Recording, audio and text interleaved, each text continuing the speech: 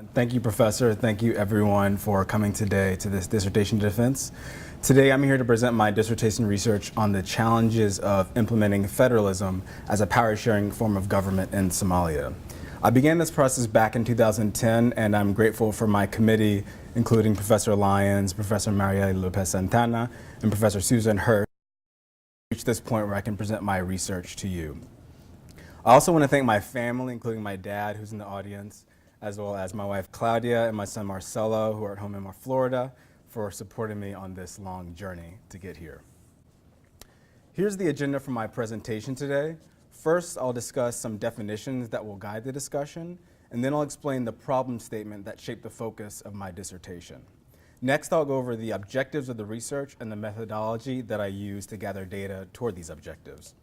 I'll also give a brief history of Somalia to give some context to where the country has been and where it currently stands in terms of its experience with different types of governance.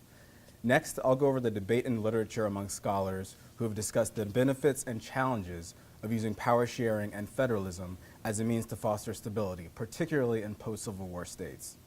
Lastly, I'll go over my research findings and the conclusions of my dissertation, and as well as some future research that should be considered in this domain.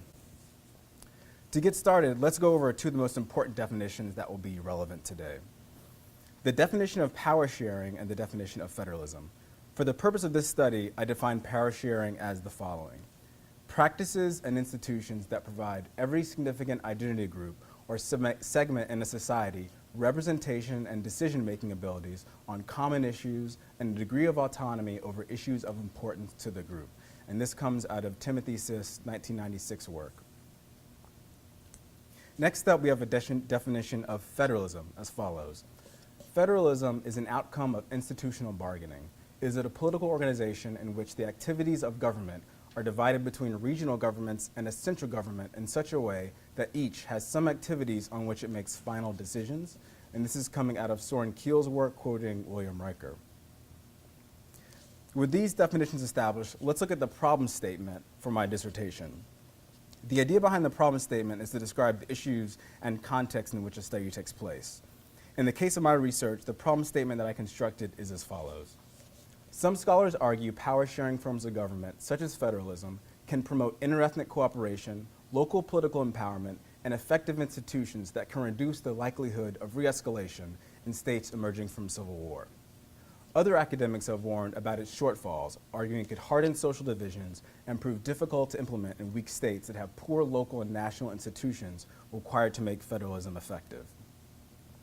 Amid this debate, my research question was, what challenges did Somalia face in the first 4 years of the federalism process from 2012 to 2016, particularly in the Jubilant region? The Jubilant region consists of 3 regions known as Ghetto, Lower Juba, and Middle Juba.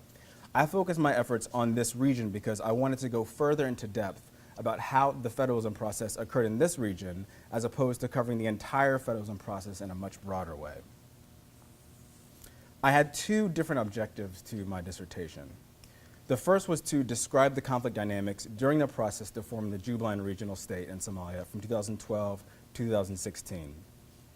The second objective was to identify broader resonating themes about this process so that researchers could understand how the same dynamics could occur in future state formation processes within the regions in Somalia. For my methodology, I employed a combination of desk research and informant interviews with Somali experts. The desk research consisted of extensive reviews of English and Somali language news sites, and I gleaned a lot about Somali opinions from these various websites. There's a large number of Somali blogs out there. They're run by Somalis in Somalia, as well as those in diaspora, and they represent perspectives from all different political opinions, religious perspectives, and clan community perspectives. And that's what informed me a lot about how I think about Somalia today. Some of these websites were obviously biased, and they were meant to change public opinion from to believing from one clan community to another, but they also offer me perspective on how different sides approach different political debates. So it was important for me to triangulate these news developments and make sure that I could find multiple sources for controversial claims that were made on these websites. I also discuss politics regularly on Twitter with Somalis, and that was a good way of connecting with people who had much more in-depth knowledge than I did on many issues.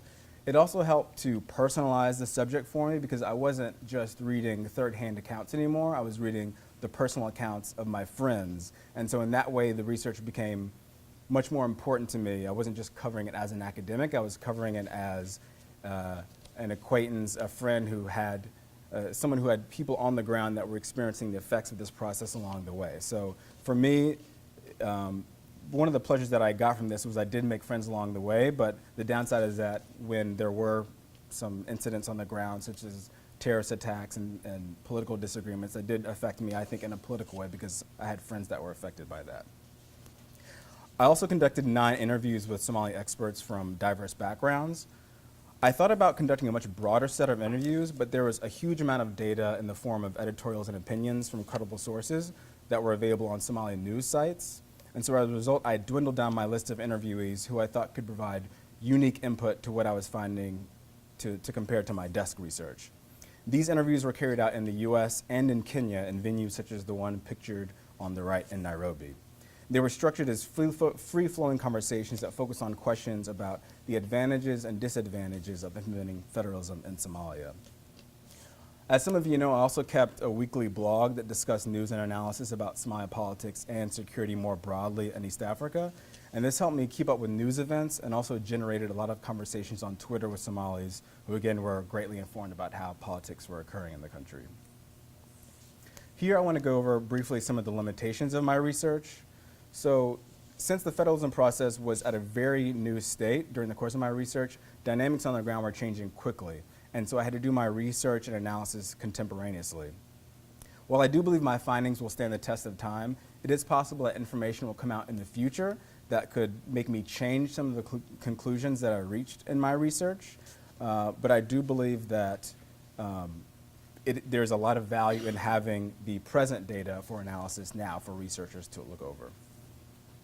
Secondly, I did devote the focus of this dissertation to the Jubilant region, and other state formation efforts in Somalia after Jubilant encountered similar problems, but they had unique elements that deserve equal focus. That's not entirely present in my research, and so I think that was one of the limitations, is that you won't see some of the other unique problems that occurred after this formation of Jubilant. We have to put that off into future research as far as what's covered in this dissertation to look at what problems were encountered in successive state formation processes after Jubilant. Lastly, I did travel to Somalia on a couple occasions to visit friends or for work projects, but I didn't do so for the purpose of this research because I didn't seek or gain approval from the Institutional Review Board. And I did that because I thought that it wasn't necessary to put myself in a position where I'd have to explain how I would guard against risk of being injured or otherwise hurt in Somalia during the course of the research. But it was also the case that I could find enough information within my desk research and doing remote interviews with my Somali informants that I didn't have to take that chance to travel to Somalia. I also wasn't able to go to the Jubilant region specifically, but hopefully in the future, when things do settle down security-wise on the ground, I'll be able to do that. So in my dissertation, I gave a detailed context for Somalia's history and how it related to the current context in which Somalia was implementing federalism, and I'll do a brief synopsis of that history here. Just to give context of where Somalia has been governance-wise in Somalia, going back from quickly the Middle Ages to now. So just to note, in the Middle Ages, Somalia's territory witnessed the rise and fall of different powerful sultanates that dominated regional trade, and at no point was the region under one central authority. And the development of sultanates was linked to the central role that Islam played beginning in the 7th century. In the 19th century, that's when we saw European colonial powers gradually make inroads into Somalia's regional states. So this includes the Puntland region, which you'll see in the northeast, leading down, that was part of Italian Somaliland, and British Somaliland, which consisted of modern-day Somaliland in the north and northwest. In 1960, Italian Somaliland and British Somaliland became independent and merged to form the United Republic of Somalia. And this was when Somalia was able to enjoy a brief span of democratic governance. So in the 1967 presidential election, President Aden Abdullah Osman Dar, was defeated by Abdi Rashid Ali Sharmarke, his former prime minister, and what followed was the first peaceful democratic handover of power in Africa in the modern era. However, this era for Somalia was short-lived, as on October 21st, 1969, President Sharmarke was assassinated by one of his own bodyguards, and General Siad Barre soon thereafter led a bloodless military coup. From 1969 to 1991, Barre preached a theory of scientific socialism that saw industries and land nationalized. Any sort of clan favoritism in politics, at least on paper, were banned, and national unity was to become the focus of his economic agenda. This was important because clan identity formed the basis of social networks, political action, and foundations from which Somalis could respond to crises, from drought to foreign invasion. So the attempt to regulate its influence so abruptly was a radical move. In practice, Barre often favored his own Darod subclan, known as the Marihan, by relocating community members to Somalia's most fertile areas, often displacing traditionally less powerful clans. Barre also pursued expeditionary wars in Ethiopia throughout the 1970s and 80s, which eventually faltered after the Soviet Union began to send heavy technical support and manpower to Ethiopia's Derg regime at the end of the Cold War. In January 1991, Barre's military dictatorship fell under the pressure of a myriad of militia groups that were disenchanted with long-standing clan injustices, as well as costly and ultimately unsuccessful wars with its rival Ethiopia. Following Barre's downfall, Somalia's northern regions, including Somaliland and Puntland, began a slow journey towards relative stability through a sustained local dialogue and conflict resolution process. Somaliland claimed independence in 1991, but no country has recognized it as such. In contrast, Puntland, in the northeast, the story was much different. It chose to remain part of Somalia and promoted a strong stance of states' rights within a federal structure. Things were more complicated in central and southern Somalia, where the clan composition was much more diverse and where the number of armed religious movements and clan-based militia groups that were swirling around urban and rural areas were competing for control. The conflict was substantially higher. Equally important, foreign actors, peacekeepers, and NGOs were much more active in those areas, and it created a complicated mix of interests and objectives that made it difficult to reach a resolution on how aggrieved groups could share power in a post-1991 Somalia. Countless Somalis were injured, displaced, or murdered in the violence between clan militias, warlords, and Islamist groups in south-central Somalia. And the chaos was most arguably publicized in Mogadishu. So that's where you had watershed moments such as Black Hawk Down, where 18 U.S. military service members and hundreds of Somalis were killed in a battle following the attempted arrest of warlord Mohammed Farah Aidid. This led to a deflation of efforts to quell the violence as American troops were eventually withdrawn. And as a result, militias continued to fight against each other for control of the country's territories. Beginning in 2000, that's when the international community began efforts to create a transitional government that would be the foundation of rebuilding Somalia's institutions. At the time, some private institutions were still flourishing. So you had remittance companies, locally known as hawalas, that took the place of banks in the 1990s, and they were still providing instrumental financial services for Somalis. There were also many telecom companies that thrived and offered some of the cheapest rates in Africa. But still, Somalia needed a central authority. So in 2000, a conference was convened in Djibouti to form the Transitional National Government, or TNG. The delegates were comprised of clan elders, and various factions of Somalia warlords. However, other key warlord factions were missing, and Somaliland and Puntland also refused to participate. Importantly, this is where the 4.5 clan formula for sharing national political representation in parliament and the prime minister's cabinet was established. Under this formula, traditionally less powerful clans received half as many representatives as the four major clans in the country. And this formed the basis of Somalia's first effort to do power sharing in the phase of reconstructing these traditional administrations. The TNG had significant internal squabbling that led to the replacement of the prime minister 4 times in 3 years, and it reported bankruptcy in 2003 at the end of its 4-year mandate. So the international community went back to the drawing board and established the Transitional Federal Government, the TFG, in 2004 in the Kenyan capital of Nairobi, once again outside the country of Somalia. The TFG lasted 2 4-year terms until 2012. During this tenure, a couple of important things happened. In 2006, militants loyal to the Islamic Courts Union, or ICU, created a religious movement that offered brutal but predictable governance in areas of control, which is quite a contrast to the unpredictable violence that Somalis were experiencing under warlord rule. The ICU was able to defeat warlords in Mogadishu and across the country, but were later driven out by invading Ethiopian forces in late 2006. Al-Shabaab, which reportedly had begun developing as an Islamist movement as early as 2005, was able to pick up where the ICU left off and was able to retake territory in a majority of South Central Somalia. As a result, in 2007, a peacekeeping mission, but really a de facto combat mission, known as the African Union Mission in Somalia, was deployed to Somalia to help Somalia forces oust al-Shabaab from its areas of control. By 2011, corruption and continued political intransigence prevented the TFG from accomplishing many political goals or building a national army that could hold territory independently from AMISOM, that is the African Union Mission in Somalia. AMISOM forces were able to help Somali troops take former control of the capital Mogadishu in October 2011, even though al-Shabaab still operated indirectly there. And this was probably the most important accomplishment of the TFG era. In 2012, Somalia inaugurated the Federal Government of Somalia, or FGS, under the leadership of civil society veteran and educator Hassan Sheikh Mohamud.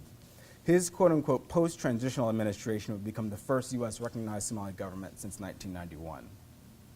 In 2013, an internationally backed plan known as Vision 2016 was produced as the key policy document driving the implementation of federalism. The document outlined three main tasks for President Hassan Sheikh. One, finish revising and ratifying the Constitution that had been provisionally improved as a document in progress. Two, merge 16 of Somalia's regions in central and southern Somalia into 4 additional regional administrations to join Puntland as part of a federal Somalia. These states included, in order of their intended formation, Jubilant, Southwest State, Galmudug, and Hirsch administration.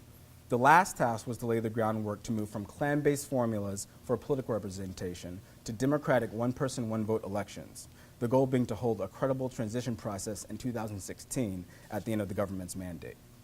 My dissertation focused on the state formation process because this component was what received the most attention from Somali politicians and the international community during the period of research from 2012 to 2016.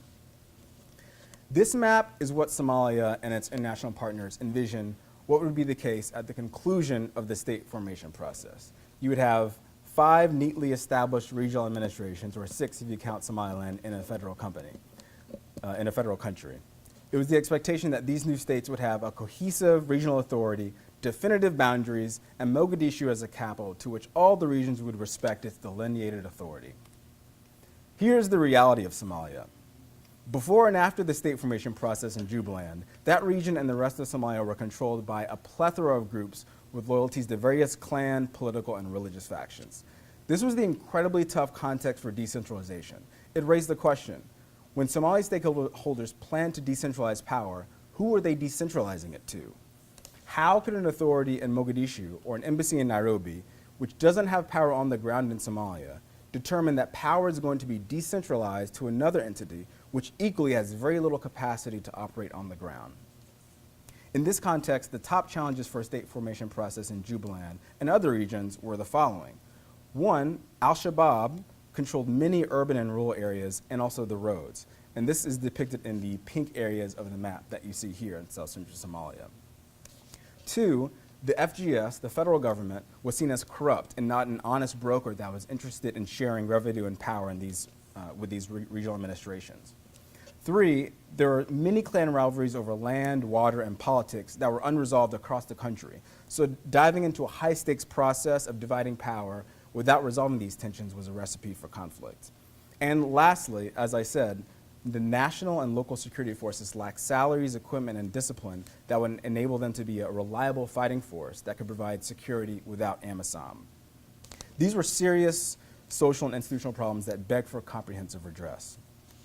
So the question is, could power sharing as a general framework and federalism as a specific model of governance help Somalia address many of these governance challenges that have emerged since the Civil War?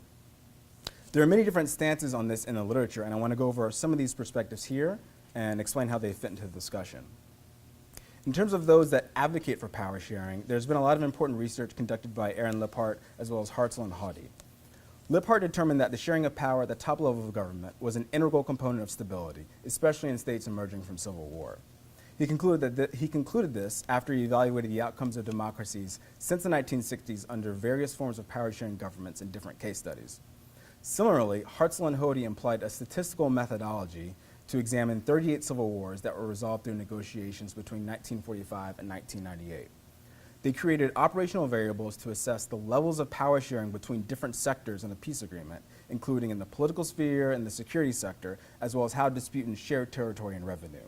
This research showed that peace agreements with more dimensions of power sharing correlated with a higher likelihood that peace would endure.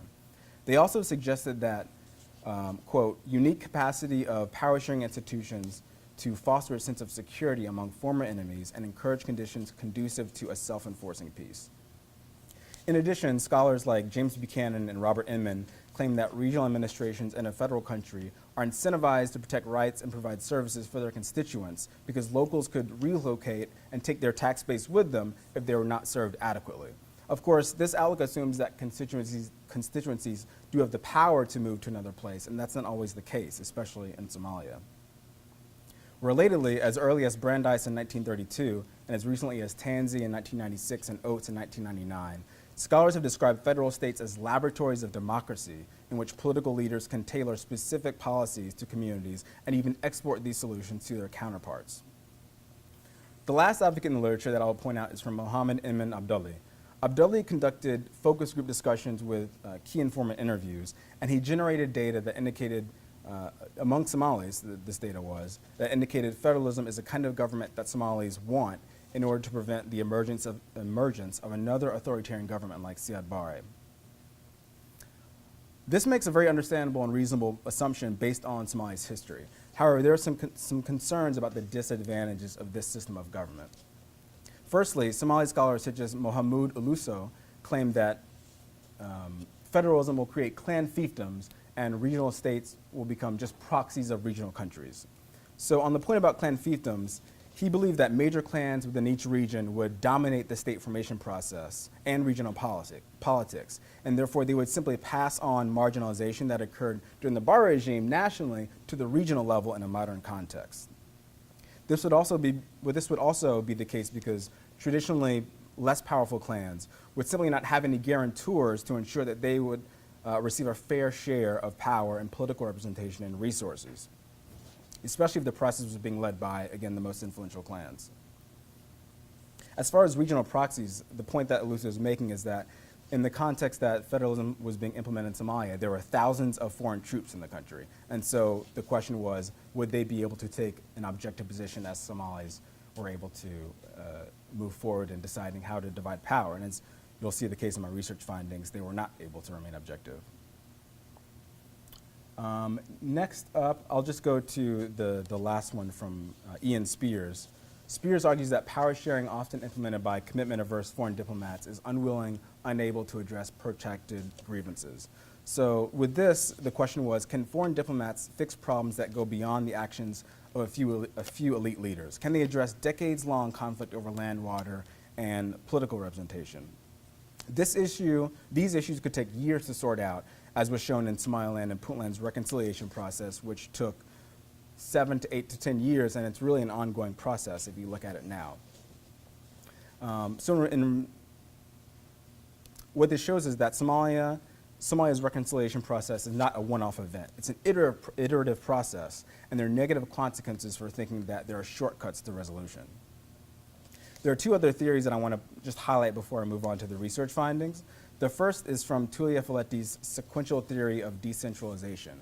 And she offers that the level of government whose territorial interests prepare at the origin of the decentralization process is likely to dictate the first type of decentralization.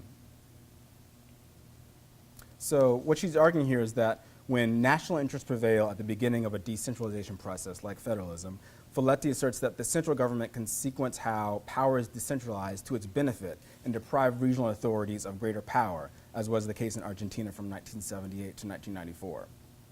However, if regional administrations are able to gain a foothold in the process from the very beginning, they can create a ratchet effect where they generate decisions in their favor moving forward.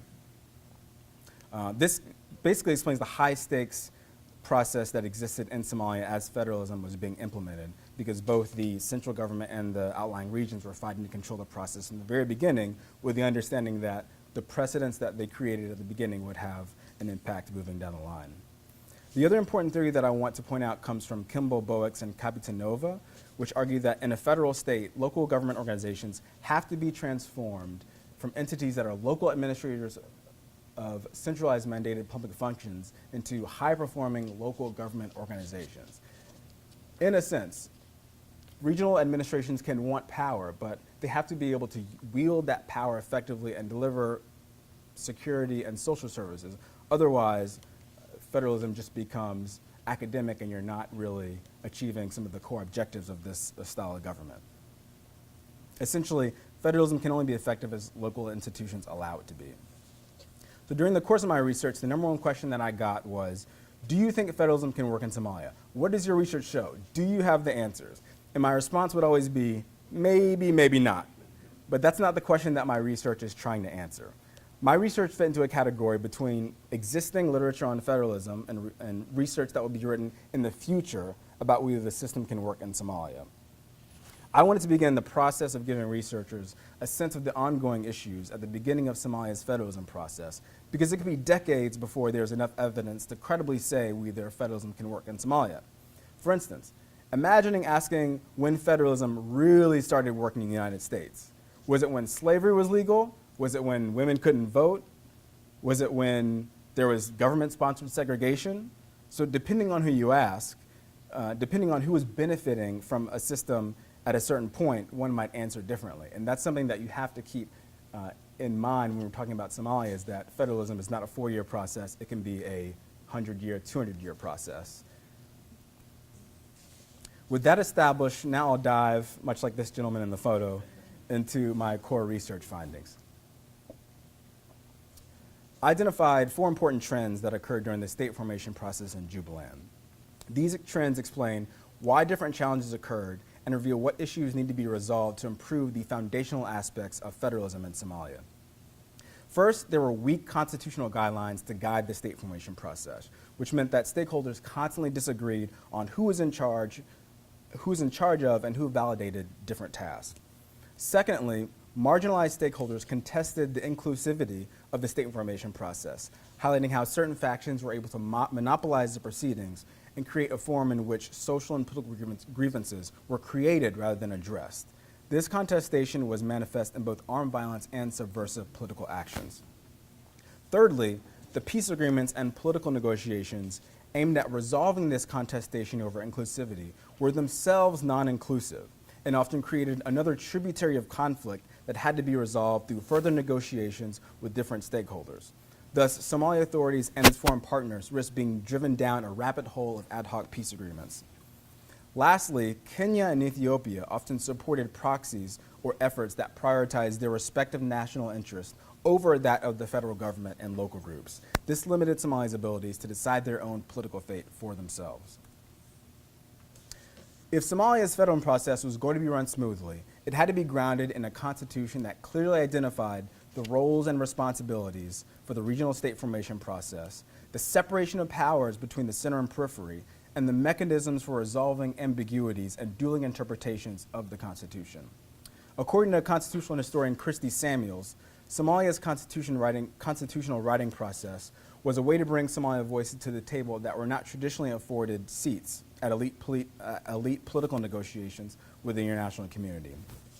However, she noted that it fell far short of being a comprehensive political and legal framework, stating that in the context of Somalia, quote, the range of issues that need to be debated in a constitution are too vast for a peace negotiation, and many of these issues are best debated at a slower pace in a more inclusive fashion.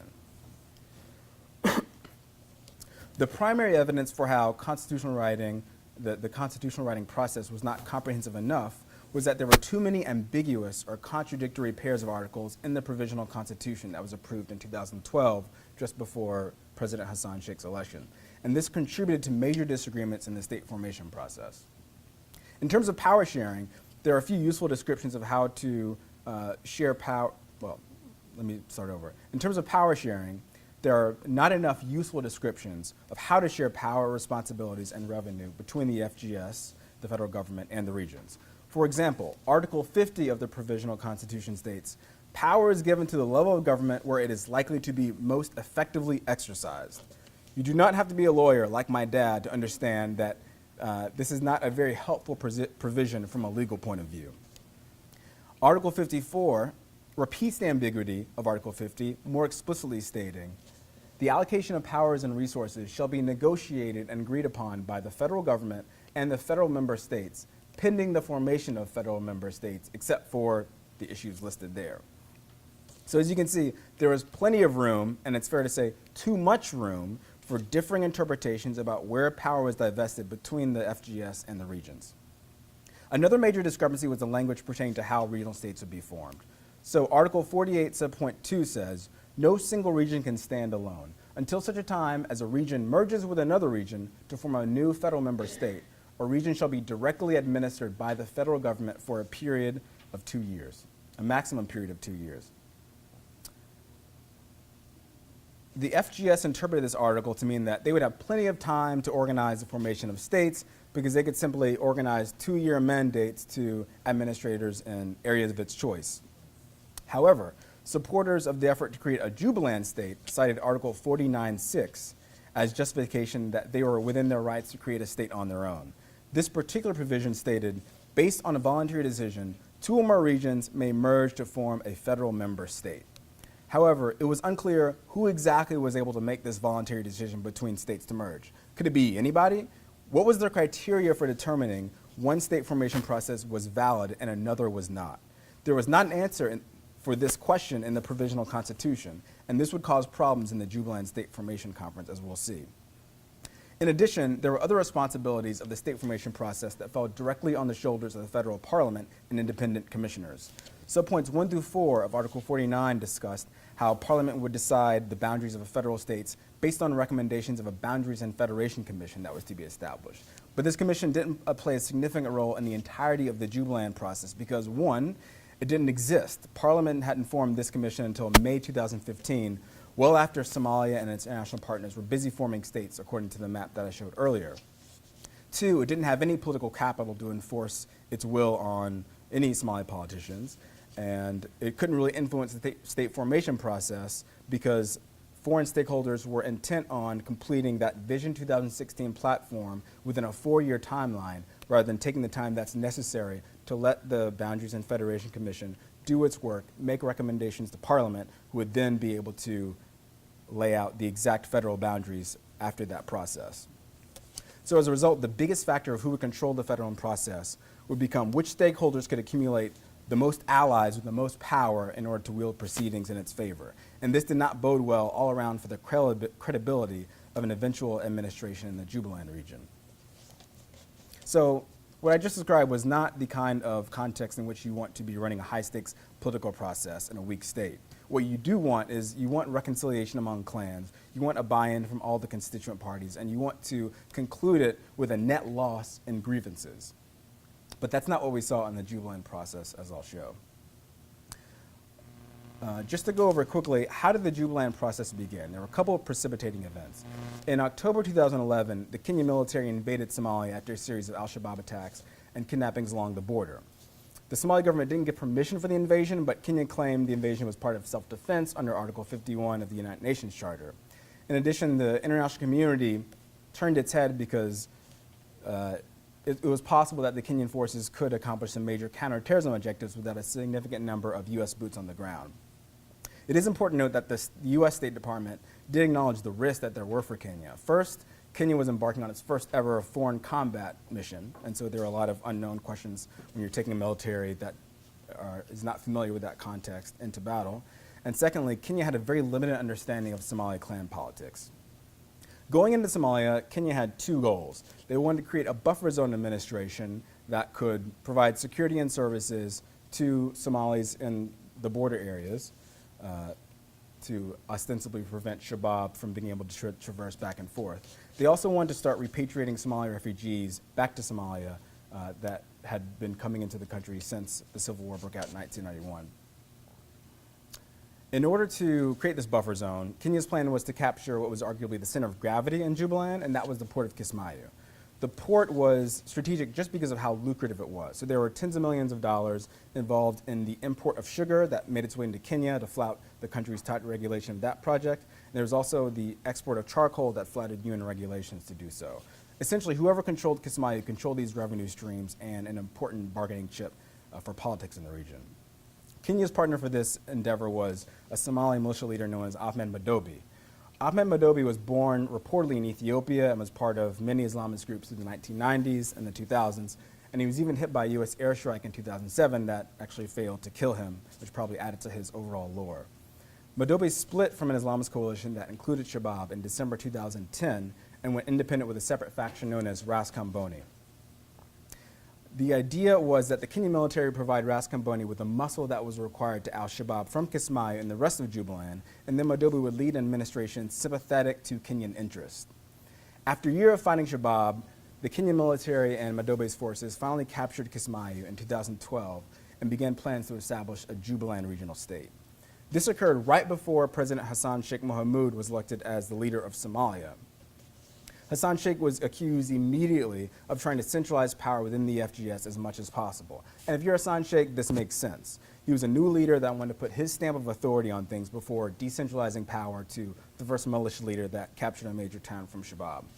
Other analysts frame Hassan Sheikh's rivalry with Madobe in clan terms and pointed out that they came from rival clans who were always looking to undermine each other.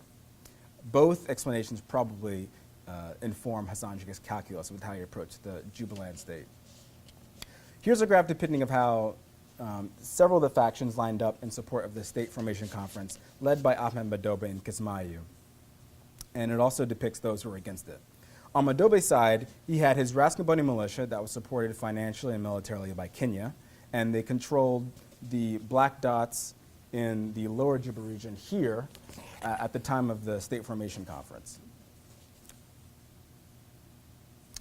He also had clan support from his clansmen that populated a lot of the lower Juba region, and as I said, he had support from Ethiopia and Kenya, which most importantly enabled him to control the process, as indicated on his side. On the other side was the opposition. There was obviously Shabab, which controlled the entirety of the middle Juba region here, which you'll see in pink in this area. And then you also have the fact that this made it hard to get genuine buy-in from these communities who were obviously under al-Shabaab control, and al-Shabaab violently shielded people away from taking part in these processes. There was also opposition in Kismayu, where there were clans in the town that simply did not agree with Madobe's clan agenda and felt like he was not going to provide adequate representation for those clans. Notably, there were sporadic violent crackdowns in neighborhoods that were seen as opposed to Madobe. In addition, there were many clans that walked out of the conference after they began to believe that this was simply a coronation for Madobe, rather than a serious discussion to address long-standing grievances and interests of communities within the creation of the new administration. There was also opposition in Ghetto region, which is in the northwest here. So in Ghetto region, that was home to many subclans that saw, again, Madobe as a clan rival and therefore didn't trust his ability to lead a fair process. Lastly, there was the federal government of Somalia that wanted Jubilant to let the federal government handle proceedings. And given that it was a new government, it wanted Jubilant to slow down rather than let Madobe run away with the process. And again, this hints back at Folletti's sequential theory of decentralization, where both sides were trying to keep the other from gaining the initial ground in the federalism and the state formation process. In early 2013, Madobe began the proceedings to form the Jubilant state and convened between 500 and 800 delegates to approve a regional constitution. Then, in May 2013, he proceeded to earn 495 out of 500 votes among the delegates to win the position of regional president. So, if you're keeping track at home, that's an astonishing 99% margin of victory. On one hand, Madobe was not challenged by any candidates who had a chance to win the race. On the other hand, many of Madobe's opponents were boycotting the conference, and there was a lot of contention from many clans that the delegates who were taking part in the conference were not genuinely representing that clan. As a result, Madobe's election triggered protests in Kismayu and was not acknowledged as a credible victory by many stakeholders in Ghetto region or by the FGS. Equally important, other rivals to Madobe claimed that they also had helped a state formation process and declared themselves also as president of Jubilant. This included a longtime militia leader known as Barre Harale, as well as another figure pictured on the bottom right, Iftin Hassan Basto, whose nickname means pasta in English. One important dynamic hovering over this conflict was a sense that each of these actors was acting on behalf of their proxies to support their causes. So in the cartoon on the right here, you have Somali political cartoonist Amin Amir is making the joke that these politicians are going into a vaccination center to be vaccinated, basically by the beliefs of their proxies. After a month of simmering tensions between these individuals, clashes finally broke out between these factions competing for the presidency, and the violence killed 71 people and injured 300 others, according to the World Health Organization. So the June 2013 violence in Kismayo brings me to my third research finding, which was that whenever a crisis broke out in the Jubilant state formation process, foreign diplomats prioritized quick, non-inclusive, short-term deals over deliberative, inclusive, and sustainable agreements. In addition, stakeholders marginalized from these negotiations used the threat of forming a counter-state in reaction to these non-inclusive agreements. By the term counter-state, I mean that these groups announced that they were forming a separate regional administration in defiance of authorities, not an independent country, but simply a different regional authority within a federal Somalia. These moves were intended to challenge the credibility and authority of the overarching regional administration, as well as to trigger negotiations that could yield their group or individual leaders concessions from their opponents.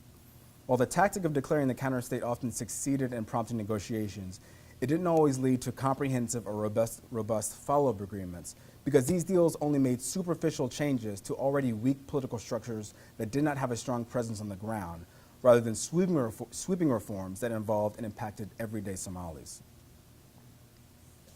So following the cessation of militia fighting in Kismayo, in August 2013, Ethiopia began negotiations for a peace deal to solidify that ceasefire in Addis Ababa, Ethiopia. These negotiations only involved a faction of President Hassan Sheikh and Madobe's faction. So it ignored all the other actors, including clans that were protesting the proceedings from the beginning. On August 27, 2013, after 3 weeks of negotiations, the federal government and Madobe's faction agreed on several key provisions in what is known as the Addis Ababa Agreement.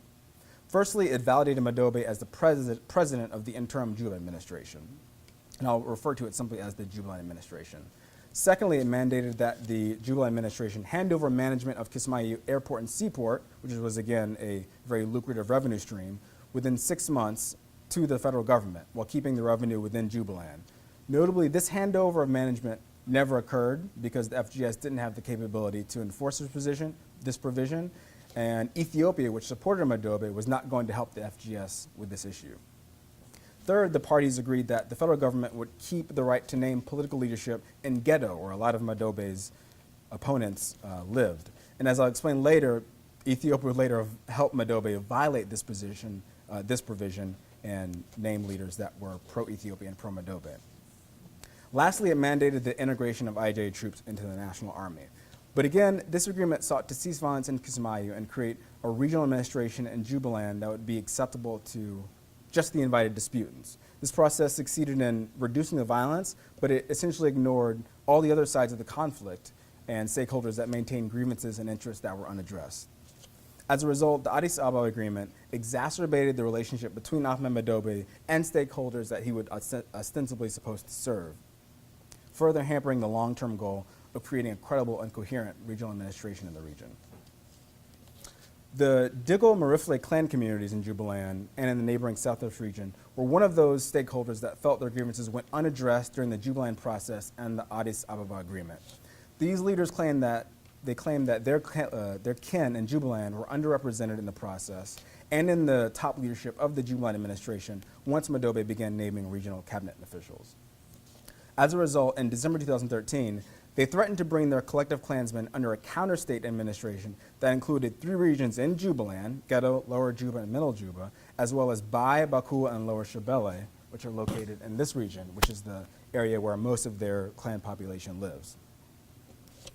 This group had no military muscle behind it, and it was going to be impossible to accomplish its goal of uniting 6 regions in Somalia. But again, the bigger idea was to create a vehicle for concerns that would attract the attention of foreign diplomats.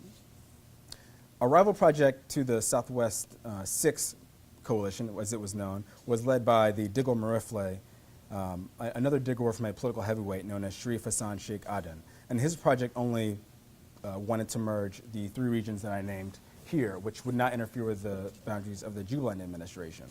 Essentially what happened was the international community created another ad hoc agreement to fold in the Southwest Six Coalition with the Southwest, the other Southwest project, so that the Diggle Marifle state would not interfere with Jubilant's boundaries. However, throughout that process, they forgot to include important stakeholders in the Lower Shabelle region, which were included in that region.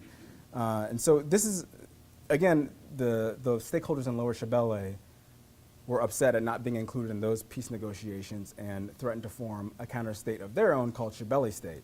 So this is a graph that I use in my dissertation to outline, to illustrate the cycle of contestation that I was just describing, in which non-inclusive state formation processes led by non-inclusive state formation processes led to legitimacy disputes, which led to non-inclusive peace processes, which led to further legitimacy disputes, and the cycle was generated throughout the state formation process. So my research showed that marginalized groups use the threat of forming a counter-state to exact concessions in subsequent negotiations, and in several cases this worked. While it's only briefly touched upon in the research, we would see this tactic used in other state formation processes in Somalia as well. The last research finding that I'll be discussing today is how regional actors shape state formation process in Jubilant. Basically, Jubilant administration lacked the independent capability to provide security and services, as well as the capability to capture territory from al-Shabaab, which controlled more than 30% of the Jubilant territory. Instead, it relied on 6,000 Ethiopian and Kenyan troops who were largely part of AMISOM to maintain territory and to keep it out of al-Shabaab's hands. So the weakness of the Jubilant administration allowed Somalia's neighbors in Kenya and Somalia to usurp locals' attempts to exercise their own aspirations for creation of the state. On one hand, Kenya and Ethiopia provided invaluable support to Jubilant because they were responsible for leading the charge to capture several towns from al-Shabaab in Lower Juba and Ghetto regions between 2012 and 2016. On the other hand, Ethiopia usurped the will of locals in Jubilant by often placing leaders in control who were loyal to its interests rather than the aspirations of Somali residents.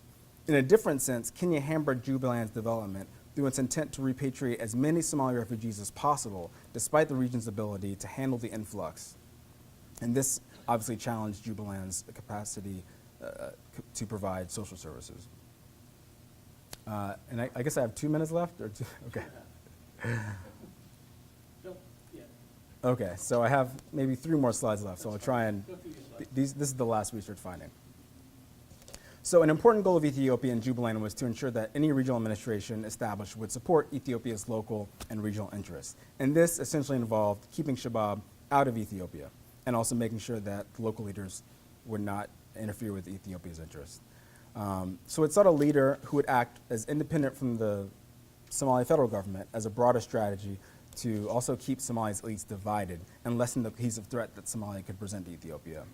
So at the outset of the state formation process, many scholars believe that Ethiopia would hesitate to support the initiative led by Ahmed Madobe, even though he was born in Ethiopia's Somali region, because of his history with Islamic militant groups and his affiliation with the Ogaden clan, which had long been at loggerheads with the Ethiopian government. In addition, Madobe had been in many early talks to cooperate with Kenya.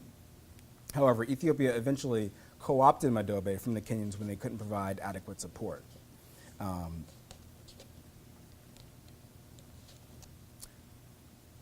just trying to summarize some of the broader points I have for the limited time available. So Ethiopia inevitably co-opted Madobe, and Ethiopia, more specifically, had an unprecedented understanding of how to play politics in Somalia, and it had a battle-tested military that could offer more robust support to its allies in Somalia. These two factors inevitably helped Ethiopia wrest. Sorry, let me just getting lost in my notes rushing here.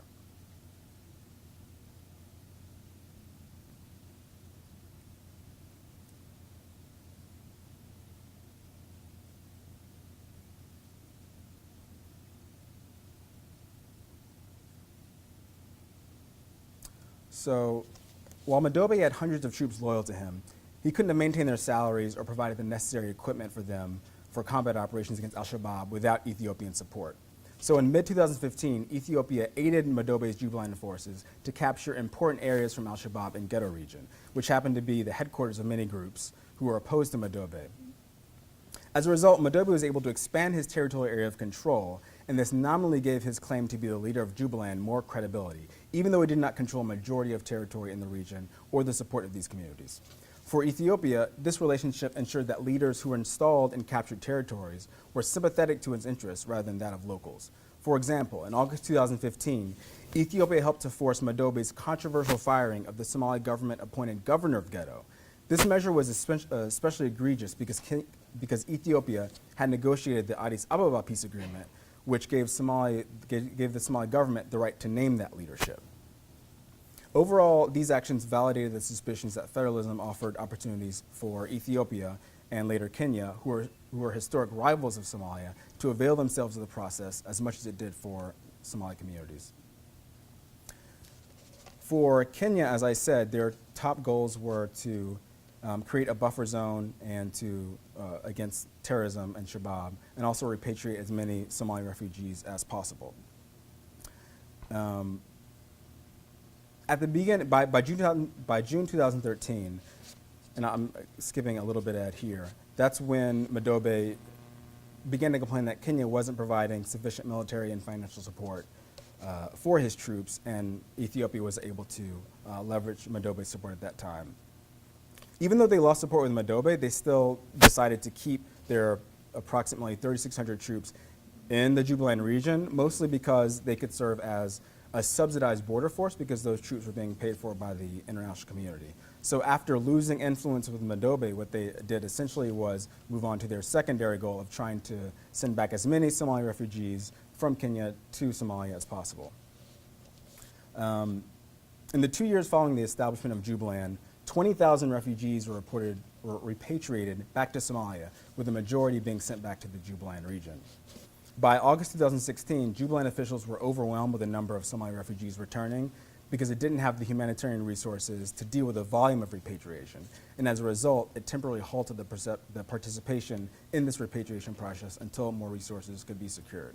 So overall, Jubilant never really lived up to expectation for Kenya to be a buffer zone. One, because they had to keep their troops there to allow Madobe to sustain that territory, but also they were unable to handle all the refugees that Kenya wanted to send back to the Jubilant region. So in conclusion, I just want to make a couple of notes about the dynamics of the federalism process with respect to Jubilant.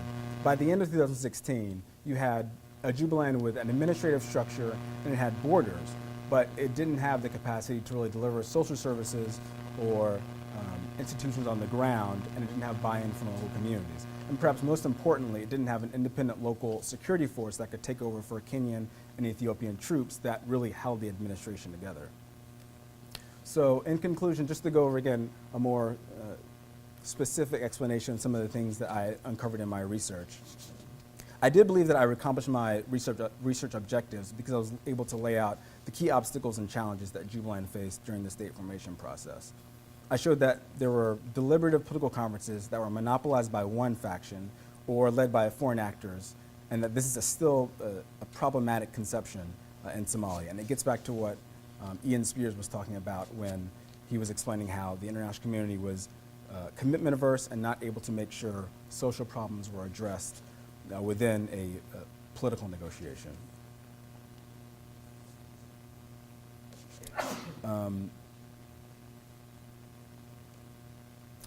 Third on the list is the point about counterstates. Again, that's something that we could see in the future, not just in Somalia, but in other decentralization processes, is where you have counterstates form that were composed of marginalized groups that are not able to have their interests or grievances addressed in the overarching political conference.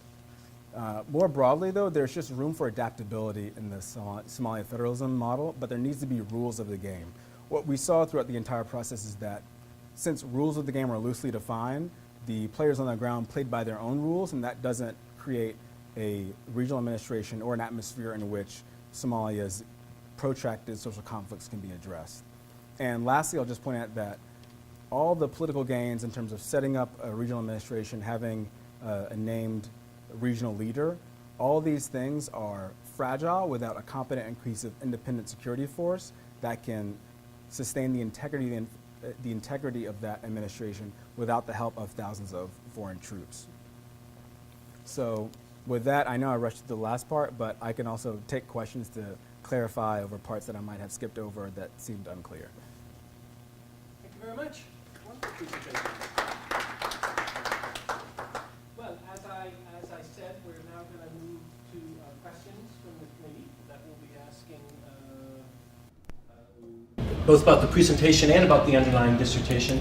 I'd like to start with our welcome guest. If Mary Lopez-Santana would like to start with the first question, you may ask a couple, or we can go back and forth and go down the line, but I'll let you get us started. So as you know, my perspective is a little bit different from the rest of the committee because I'm a political scientist interested in government and federalism. So it seems that in your dissertation, you're very interested in these tensions between what is the best way to become federal, and you are talking about, okay, it can be done from the bottom, and I think your dissertation is very much about federalization from the bottom. What needs to happen at the local level or at the lowest level in order to have federalism take place, or it can be imposed from the top, right, from the central level, or something also that you talk about in the dissertation is federalization imposed from the outside, right? So I was wondering if you can talk about this, but in terms also, as you know, I'm a comparativist, so I'm more interested in kind of the lessons learned from the Somalian case that can be applicable to other states, especially failed states, fragile states, developing states. And what can you say about that? Because one part that I'm kind of missing is from the main lessons that you specify in the dissertation is that you don't really talk about how is it that a strong central level might be a necessary condition in order to have federalism take place. And of course, this is along the model of having federalism take place from the top, not from the bottom, which is different from your approach. So in terms of the decision on whether federalism can be implemented from the top down or the bottom up, I think the challenge in this case was that there are all the levels in between that are very hard to distinguish. So there might be some that argue that Madobe's process to establish Jubilant was bottom up. He's not the central government. He is a regional leader, and so he convened people, clan elders, other delegates from the quote-unquote grassroots level to convene the conference. But I think the question becomes, what is credible representation? And so there was a strong sense that who he convened weren't credible and weren't speaking for the wider communities in Jubilant. So I think even when you're talking about a bottom-up process, it has to involve, if you want to choose that way, it has to involve credible participants as well. So it can't just be someone from off the street. It has to have credibility among the groups that they ostensibly represent. I think another important point is the timeline. So even if you are doing a bottom-up approach, and even if you do have representation that is credible among those groups, these things usually can't be done. At least in the case of Somalia, they're not done over the course of a week or a month. If you look at the processes in Somaliland and Puntland, that occurred over the course of a decade and is now ongoing. And even throughout that process, there was sporadic fighting and violence between some of the factions that were trying to negotiate how to divide power. So I think the lesson is foreign diplomats often are obsessed with having a neat, tight, tidy timeline for things. Vision 2016. So it's imagining that Somalia, without very powerful institutions, can accomplish these grand political schemes when it's just really not enough time to do that. I think these things need to essentially have no end date and enable local people on the ground to make sure that there is fair representation. One obstacle to that is there are powerful stakeholders on the ground, Somalis, that are able to control the process in their favor, and there's not really other people that can enforce a decision to somehow make it more equitable or more credible. So that's when you start to deal with the real politics of the situation. But I would think the lessons learned would be as much as possible for local people to be able to have an extended amount of time to develop a process that is credible, that does have credible stakeholders that represent all the regions, rather than simply saying, I have 500 delegates, therefore it must be representative. And just to follow up, or to put my question differently, maybe, then what should be the lesson in terms of what should be the role of the central government in that process? That's a really great question. I mean, I think... She doesn't ask bad questions. I think that inevitably, yeah. Because mainly in political science, and you cite this author in the references, you have Joe Migdal, and he says, well, a state that in many developing countries, you have the problem that the state cannot reach or penetrate because you have the strong man, right? And I think in your dissertation, this is very clear, right? The state doesn't have the capacity to implement federalism because the strong man, meaning all the different factions at the local controlling the process, right? So until you don't have a strong state who is able to penetrate, pretty much, and that would be his argument, right? Then the process of federalization is not going to take place, right? So my suggestion, my recommendation for the central government would be that it needs to really have a proper partnership agreement that does define its role. So that's when we get into the murky waters of the problems before, was that some of the problems were these ad hoc agreements between stakeholders. What we really need is a provisional constitution that does at least lay out what those authorities are. And then, I was just talking with Professor Lyons in his office before about Al Gore walking to the Dayton Accords and them discussing, well, they have an agreement now, why can't they just, Al Gore is asking, why don't they just enforce the agreement? Why do you have to talk about all the issues and dynamics of all the people on the map and how to get different actors to do such and such? So I think, again, the challenge is enforcing any agreement. And again, with the strongman, like you say, it's difficult to identify a role for the central government, whether it's delineated or not. So I think at some point it becomes about the central government in some small way showing that it's a credible broker, that it can gain the trust of the regional administrations. I mean, I've made suggestions in the past that there should be a lot more done on the margins with interregional football tournaments, soccer tournaments that somehow create small connective tissues between the central government and the outlying regions. They've done a little bit of this, but these are some trust-building measures that they can possibly do that at least it gets line ministries talking to each other. It does create some mechanism for coordination. That's not such a high-stakes process. You're not talking about revenue sharing of funds from Somalia Port. You're just talking about getting kids from point A to point B. And so if you can do that small, low-stakes negotiation, you can build it to doing more high-stakes negotiation over politics. So that's been a recommendation I've made in the past. It's been laughed at by some. I remember I wrote an article, I think like in 2014, suggesting something like that between the Somali federal government and Somaliland, and it got laughed at by a lot of Somalis in the room.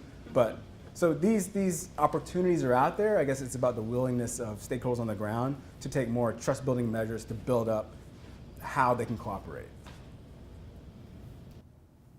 We can come back to you, but Susan, do you have a question? Yeah, I do. First of all, congratulations getting to this point. The dissertation that you provided us with shows the incredible hard work that you've put into this, and I learned quite a bit about Somalia from reading it, and so I really appreciate particularly the kind of narrative that drew us through a really complicated story. You've got a great attention to detail, and I really was able to to follow what are quite complex developments. And second, just in the spirit of lessons learned, I share your point about really wanting to pull out lessons toward other cases. But there's another kind of lessons learned too, and I'm glad that there are students in the audience, because I just want to say that I also really appreciate kind of where you started and where you are now, and that you had ambitions to do this for many cases and made some good decisions early on to focus one case, because it Right. really... I remember I came to your office I and I remember told that. you that I was going to explain the challenges of doing the state formation process in every single region of Somalia, in Jubilant, in Southwest, in Galmudug, and Hirsch and Shabelle, and you looked at me like I was crazy. I said, no, you can't. But I felt at that moment, I really shocked you, and I felt bad about that, but this is, this is what it needs to be. So great. And now you can do the others as the next projects you do, if you so choose. And finally, kudos on using the art cafe in Nairobi. It was a really familiar photo for me. It was great. I've done some good interviews there. Okay, so fieldwork site, great. Couple questions. I like the attention to the Constitution and the role of law or weak law in kind of getting the standing behind the decentralization process. And there, I am wondering about lessons learned, because for some donors, constitutions are like elections, like the thing you need to have. And yet now I think there's a lot of question about what particularly the Constitution process should look like. So I appreciated the analysis of some of the problematic articles, but it goes back even before that of what did that process look like, and was that, inclusive? And you don't really need to say more about, I think, the details of it, but I'm just wondering, what's your thinking about the role of constitutions in setting up or standing behind a complex political process? And I ask partly because, again, donors are really wanting these documents to be created, but they want it to be done in 2 years. And I think what people are finding out is that the Constitution process can be as long as the decentralization process. So in the context of decentralization, because obviously there's constitutions that are in different contexts, right? It could be that. Right, absolutely. In this context, I think the sequencing really matters, and that's the main challenge, because you're essentially starting from nothing. So Somalia wanted to create a federal country. They wanted to create new states, and they wanted a legal framework to define the boundaries of those new states. So in terms of sequencing, what do? Do you write a constitution that enumerates all those relationships, all those divisions of power first, and then form the states? Or do you form the states without any constitutional or legal framework to guide that process, but then when you move to the Constitution, you at least have entities that you can negotiate with? And so that's the main challenge in this context. I don't necessarily think that there's a best answer to that, but I can say that at this point, Somalia is in the position where they're continuing to revise the Constitution. So they do have the regional administrations established, and they're just continuing to revise the constitutional process. The biggest challenge to that is, I won't go too far into detail, but when the Gulf crisis occurred between the UAE and Saudi Arabia against Qatar, it created a rift between Somalia regions. And a lot of the Somali regions support UAE because UAE is heavily invested in these regions, while the president of Somalia got a lot of his political funding from Qatar. A lot of his, at least one of his key advisors is connected with Qatar. So, where was I going with this? The situation is that they had to come up with, again, an ad hoc peace agreement to say, we're going to stop fighting over our disparate positions on the Gulf crisis. And as part of that, they actually suspended the constitutional review process, I believe in the deal from this month. So the constitutional revision process is constantly being hampered by different crises between the central government and the regions. And since they're at basically the same levels of power, you can't have, there's no enforcer to say, no, we need to keep the constitutional process going forward. So it's really a prisoner to the domestic politics. And so it's going to take a long time. I think, again, constitutions, it gets back to my earlier point that these processes are often envisioned in 4-year snippets, when in reality, they're decades-long processes. So I guess my best answer would be it's going to take really 20 years to get the Constitution right in Somalia, in my opinion. Yeah, and the notion of the sequencing, and also that, we often think of constitutions as foundational documents, like you finish those and then you can do all this building, but I think this example is really giving us the sense of constitutional process, and so using the Somalia example to kind of make that point in a broader literature will be interesting going forward. And I think the most important point is for Somalia to create a forum where a consensus can be created. That's really been the thing that's lacking. You need whatever form is going to work that creates that consensus. Because once you have that consensus, then it's self-enforcing because they're helping each other enforce it.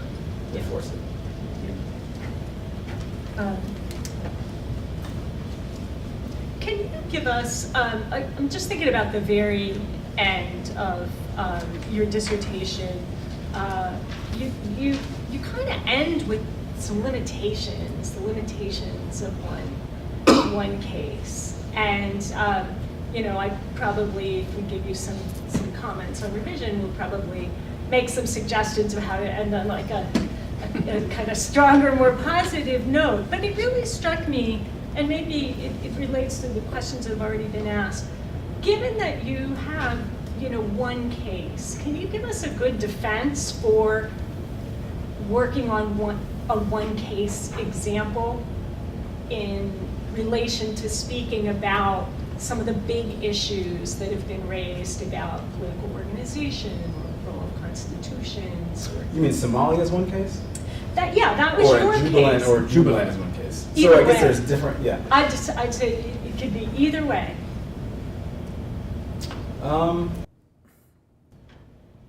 I felt like I was better able to understand some of the really nuanced details of what was occurring by diving this deep into one particular region of the state formation process. Just because researchers have a limited amount of time to read documents and keep up with news and that sort of thing. If I was trying to do a broader case study, just in terms of my own bandwidth, I wouldn't be able to keep up with the developments at a similar level. I think I would still be stuck with some superficial and myopic understandings of what was going on with Jubilant, as opposed to my understanding of every single day being able to document this person did this person said this, here's how this relationship changed. I was able to have that type of understanding because I was so deep into following the individual developments within this one region. And I think there's time afterwards to take that data and do a similar deep dive into another comparative study, and then in the future be able to have two sets of really deeply dug out data on and to do a more comparative process. But for me, I like going into as deep as possible into a subject. So that was why I chose to just focus on a single case study. Great, thanks.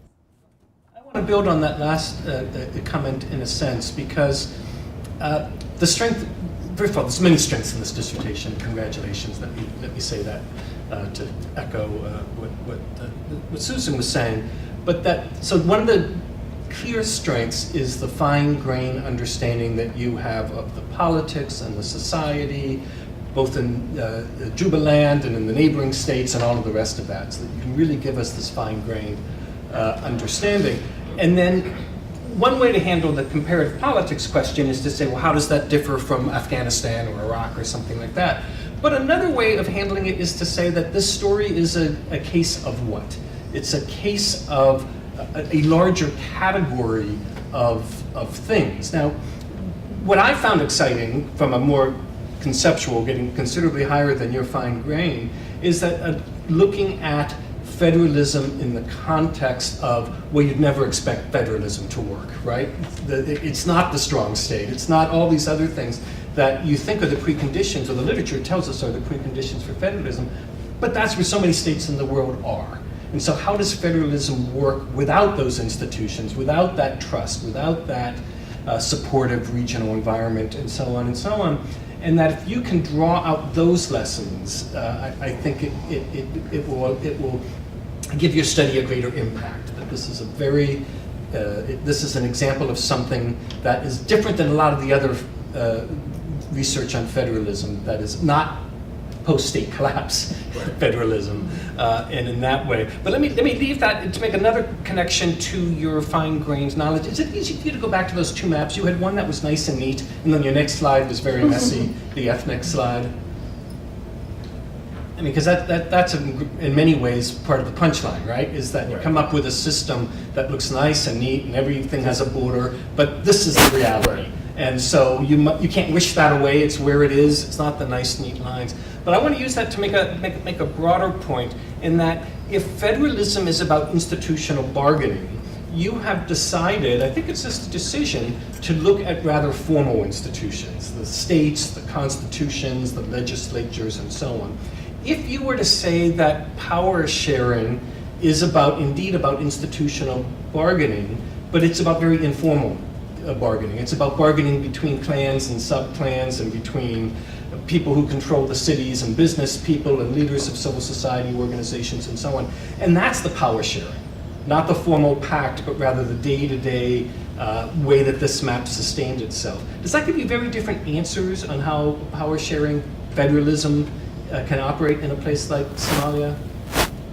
In other words, in contrast to Susan's question of how do you do it in a weak law, is to say, don't even worry about the Constitution. Somalis are living every day in a kind of a power sharing, day-to-day governance.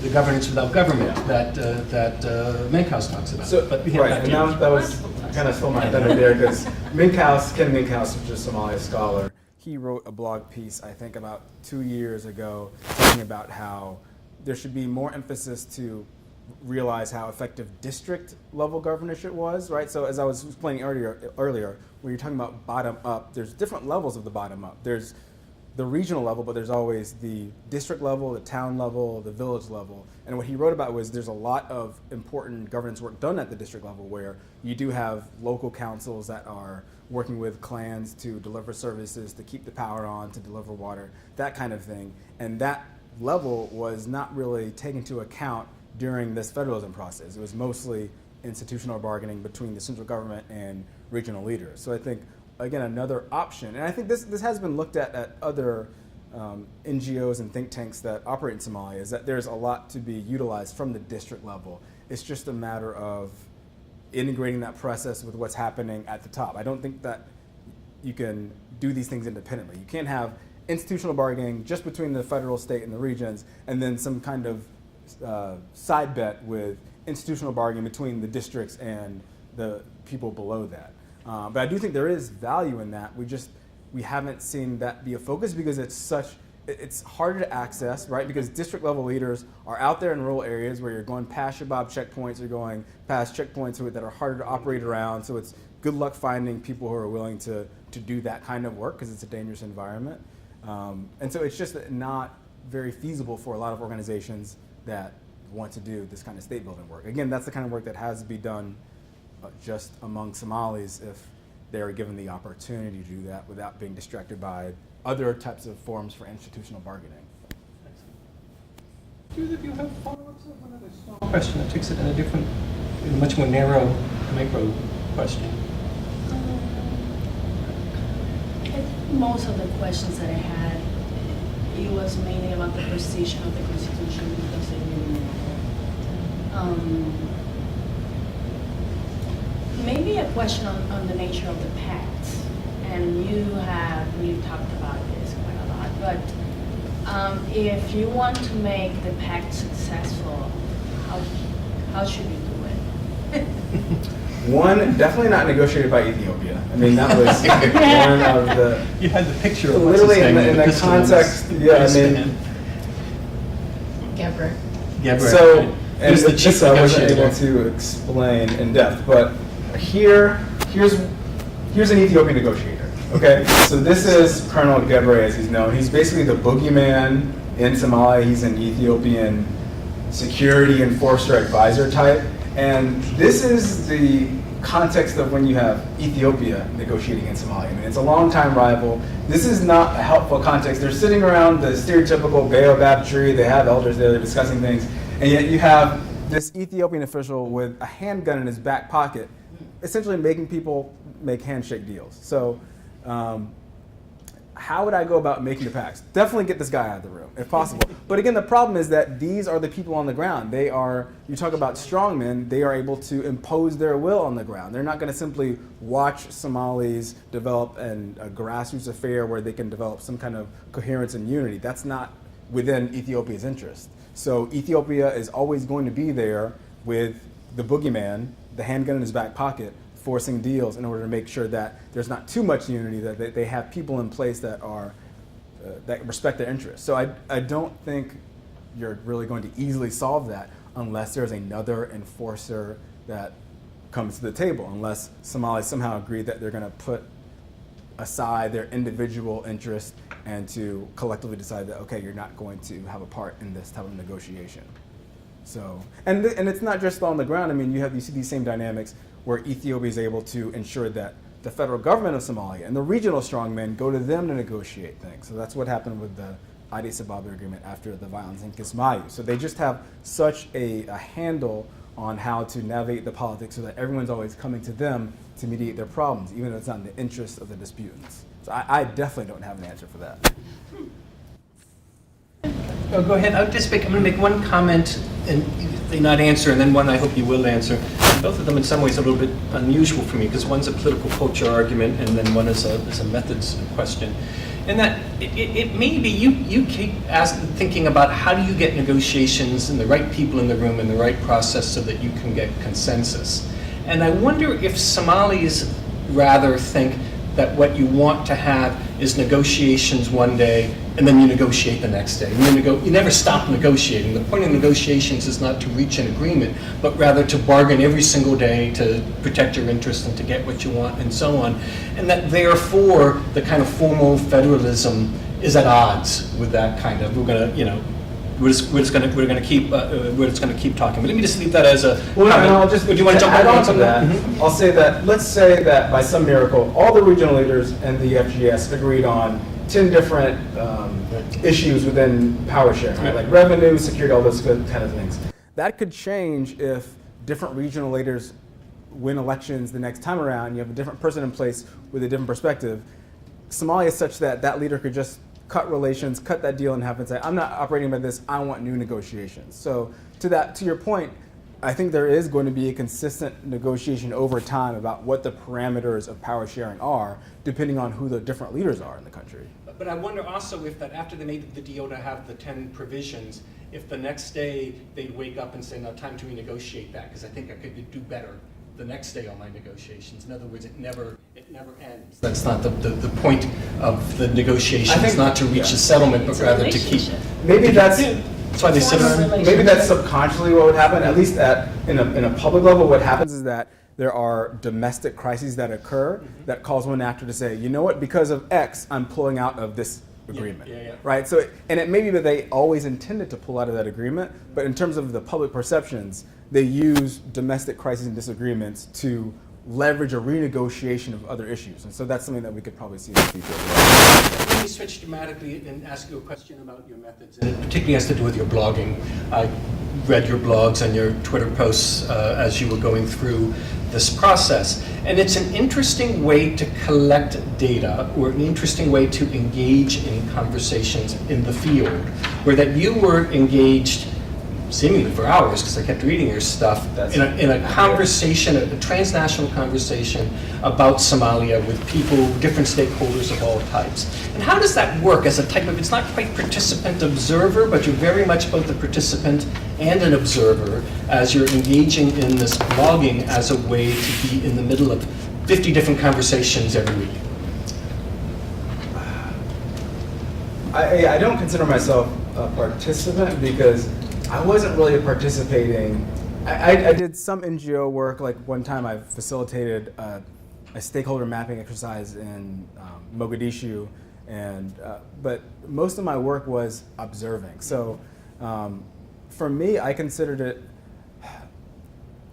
an opportunity to engage real people beyond. I feel like I'd read every academic book on Somalia and there was no more to read. And I wanted to just have more casual conversations with people. And since, again, I wasn't living in Somalia, this made it seem like I really was living in Somalia, because every single day I had as many conversations with Somalis on Twitter as I did with my own friends and family. And so, again, like I said, I became quite close with several people that I met, that I chatted with on Twitter for years, eventually meeting them in person and in different countries. And so that was a way it was an accidental personalization of the research. So I didn't intend for it to be a methodology. This is a way for my blog to just keep up with what was happening in the news and for me to just inform my thinking with something beyond the books and with personal experiences of people. But along that whole time, I didn't think of, oh, this is my part of my research for my dissertation. I was thinking, oh, this is just really interesting. I'm having fun chatting with these people. And then I turn around and I have a much better understanding of what was going on, and that kind of informed my analysis. So it wasn't intentional. It's so surely part of your methods, even if it wasn't intentional. Well, and maybe that's something I can If go it back and shaped, include, because again, it It's wasn't like the art cafe And you conversation. were, and you but were virtual. intervening in it. So Yeah, that wasn't happening. I wasn't consciously doing it as part of my research. I think it just became part of what I was doing as my interest in the subject. So I think that's one thing I need to do is It's go very back and interesting. realize what that meant in terms of the analysis that I was reaching. Well, in the end, it's about, it's data, right? Well, and it leads back to, I had a lot of questions of the whole process, like, why are we talking about this? Why are you interested in this? And I never really said, sometimes I said, I'm doing research, but at some point it just became like, I'm just really interested in, we're having fun talking about this. I love talking about politics, and so it just became part of my personal life as opposed to my research life.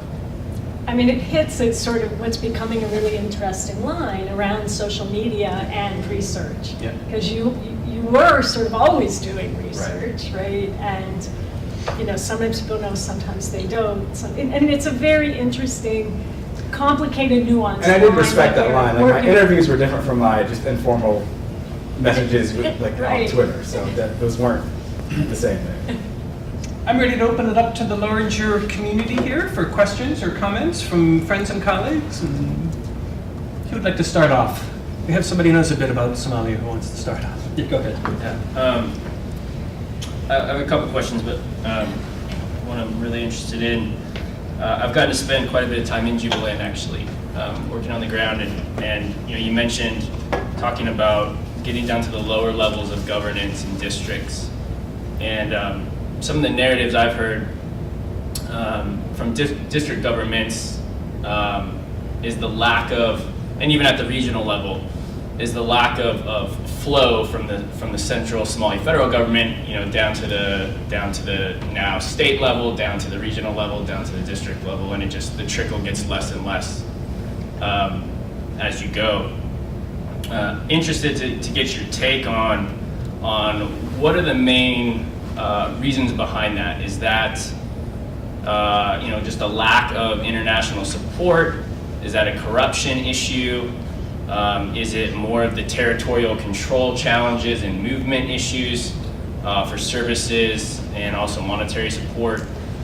Because you get de facto, in this kind of island territory, which is much of Jubilant in South Central Somalia, you get de facto states even at the district level as far as what actual implementation looks like. And so we want to just get your take on that. Yeah, I mean, that's a really great point, and I agree with all those obstacles that you just named in terms of why things aren't flowing from a regional level or a central level to the district level.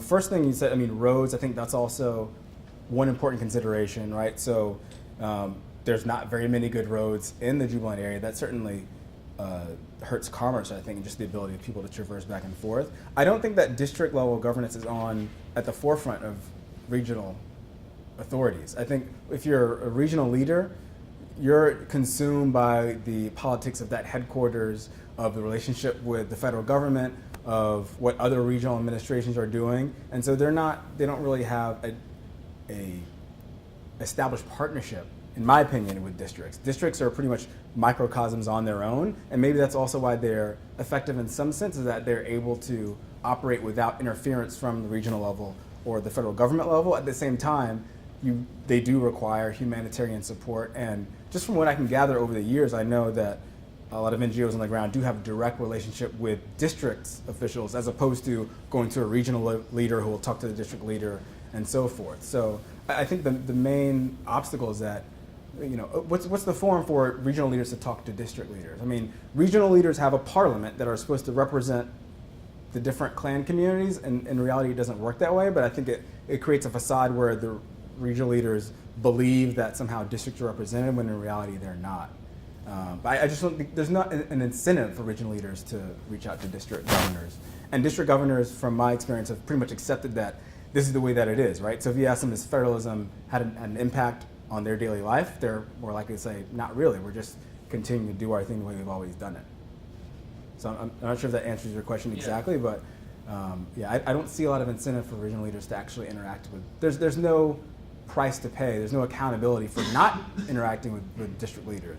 I mean, that's tough work to go out. Again, think about, like you said, they only control these small pockets within their region, right? So you're telling me they're going to send out their family members and cabinet ministers just all around the districts to travel around and do what? With what resources, right? We're not talking about big regional cabinet ministries that have money to spend, that have projects to implement. They're essentially just placeholders for clan interests rather than cabinet ministries with resources that they can actually do stuff with. So no one's going to go out to District X, Y, and Z when it's dangerous to do that. They don't have resources to implement anything, and yeah, so it doesn't really add up to a lot of benefits. Anybody else? Yes, ma'am. So, first of all, this was fascinating. And I imagine one of the challenges is, frankly, that you were doing all this research while it was happening, which, excuse me, I'm not sure how common that is in terms of dissertation research, but that sounds really difficult. So I was curious if there were any, initial conclusions or initial assumptions that you had in kind of going into this while things happening that might have changed as things kind of evolved and as you did your research.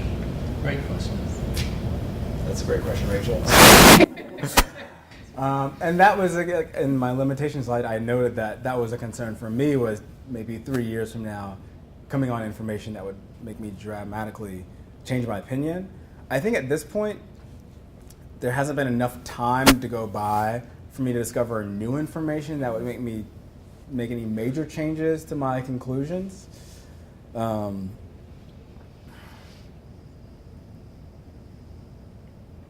Had you made any preliminary conclusions a year ago that you now think are incorrect because of what happened in the last year? Or even 3 years ago when you started all of this research, or even I know you've been working on this for a long time.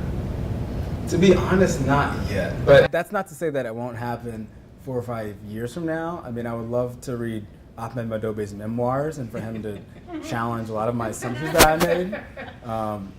But His prison notebooks. I haven't seen that yet, but I'm sure it could happen. I just don't have anything just quite yet. But that's a great question. Yes. I mean, it's really amazing work. I love listening and learning. I was just curious about one question. Do the people within the territory of Somalia have a Somali identity, or do they see themselves mostly as members of clan this and clan that? All right, so we're going to be here for 2 hours. So everyone, no, I mean, so That's the there's 90-second version of that complicated question. Essentially, there's dozens and dozens, countless amount of Somali clans. There are 4 major clans. They are Somali by identity. Some identify by, they might have a mother from one clan, a father from one clan, and so they might choose to identify with one over the other, but it's mostly patriarchal. Some clans are not considered Somali because they can't draw their heritage back to some of the original Somalis in the genealogical tree. So you have Bantu, ethnic Bantus, or mixed Arab and African clan communities that live along the coast that some people say aren't Somali.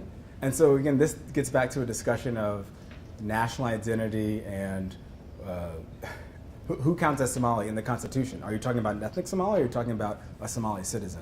But so there's an identity that is, one, it's your clan, but also I think people identify as Muslims. That's another clan group. They might identify as to a certain religious affiliation. So, and since even though most are Muslims, they might identify as Sufi or more conservative Sunni interpretation. So there are various ways that they identify, but I think the most contentious way is for those quote-unquote non-ethnic Somalis that still identify as Somali aren't acknowledged as such by a lot of other clans. And that's why in that 4.5 clan formula that I explained earlier, these minority clans that aren't Somali get half the representation that the other quote-unquote Somali clans get. So this is important. It does matter in terms of representation, and it's an important thing going forward, because if you do one person, one vote, all of a sudden all these voices that have been repressed for years get an equal standing with quote unquote Somali clans. So it could raise that issue back up of who is Somali. A final question, yes. Final question. Great, thank you very much, Trey. I learned a lot, and I liked your response to, it seems that you've given primacy to the social systems or social structures in developing or creating more inclusive political and economic institutions for Somalians. But given the natural connection and contention between agency and social systems, and building off your notion of the rules of the game, if the rules of the game are built on greed and ill will and ignorance, then does a social system really matter? A case study compared to the Federation Helvetia, which is today Switzerland, would maybe give some examples of agency, structure, contention in building inclusive. But I would like to hear your views because you've done a very complicated case study, and I think all those agency, social system structures are very important to kind of flesh out. Yeah, and so maybe it's, again, another limitation of my research because I was explaining the social relationships between regional leaders and the federal government, and it overlooks, kind of as we were discussing earlier, that there is really great cooperation between different clans at the district level. And so and we also have to consider that even then from a big picture perspective, regions like Somaliland and Puntland have been able to navigate some of those social contentions, even though the clan makeup in those regions are less diverse than what you have in South Central Somalia. It's not impossible to navigate those ill feelings or those rivalries. It just has to be in the right form and without foreign interference and over an elongated period of time. So I do agree that those dynamics exist, but I'm saying that they're able to be overcome if you build trust by lower stakes negotiations to begin with, not just starting from the beginning with how do we divide power. You begin with lower stakes issues and build trust that way. And over time, you're able to create cooperation among clans that formerly would not think that cooperation was possible. I want to thank all of you. The three of us are going to leave for a few minutes. Let me congratulate Trey one more time for a great piece of work.